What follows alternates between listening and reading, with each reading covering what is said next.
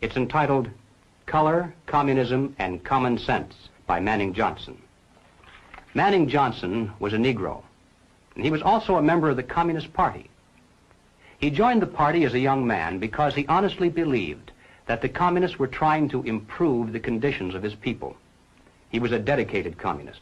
But after many years, Manning Johnson finally came to the realization that the communists weren't the least bit interested in improving the conditions of the Negro people. He discovered that instead they were merely planning to use his people, and these are his words, to use them as cannon fodder in a bloody revolution to destroy America. As early as 1928, the communists declared that the racial differences among our people constituted the weakest and most vulnerable point in our social fabric.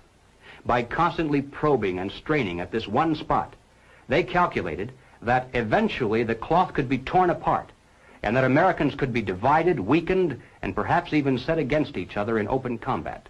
We must not be led into placing the blame for the riots, the civil disorders, on the Negro people of our nation. Even those few who are promoting hatred and violence in the black communities are not themselves the cause. They're merely being used by forces far bigger than they are to promote the violent phase of the revolution in America. Hoping to avoid further violence and bloodshed, the public is to be pressured into accepting measures that will move the country gradually and legally toward communism, but without calling it that. The strategy of the proletarian revolution calls for the quiet conversion of our government into a communist regime, but under the banner of socialism. The new program of the Communist Party on this subject has this to say. The term socialism describes but the first stage of a new society that in its full development is called communism. Socialism is a transitional stage. The building of socialism is the communist revolution in America. It represents the process whereby our country can be moved gradually toward communism without the people even being aware of it. They have one and only one solution for all problems: more government, and then more and more until it's total government. Total government is communism. We must not be fooled into thinking that the causes of our civil turmoil are such things as poverty, poor housing, lack of education, and similar social or economic factors. As a matter of fact, most of today's self-styled revolutionaries, black and white, come from good homes, could earn better than average incomes if they wanted to work. And in fact, they're products of some of the finest institutions of higher learning. We mustn't resort to violence either as a means of furthering political or social goals. And we must do everything humanly possible to discourage others from doing so. We must support our local police. Nothing can be quite so damaging to police morale and efficiency as converting every arrest into a trial of the policeman instead of the criminal. Now, in passing, ladies and gentlemen, you may have wondered why the Communist Party has been a staunch supporter of the drive to place a black studies curriculum into our high schools and colleges.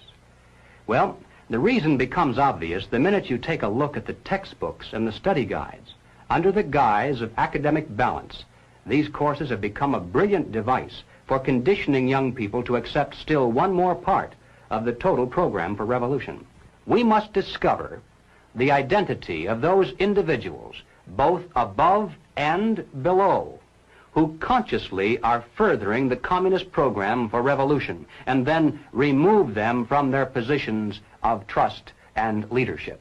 Now, of course, the minute you begin to think along these lines, you'll become the target of a whole barrage of attacks. You'll be called a right-wing extremist, a fascist, or at least a dictator. Some years ago, I happened to attend a meeting where several anti-communist refugees from behind the Iron Curtain were called upon to relate their personal experiences.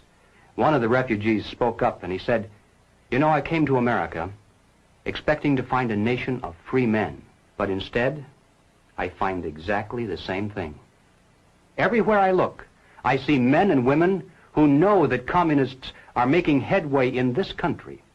They know that something must be done and that someone must stand up to them.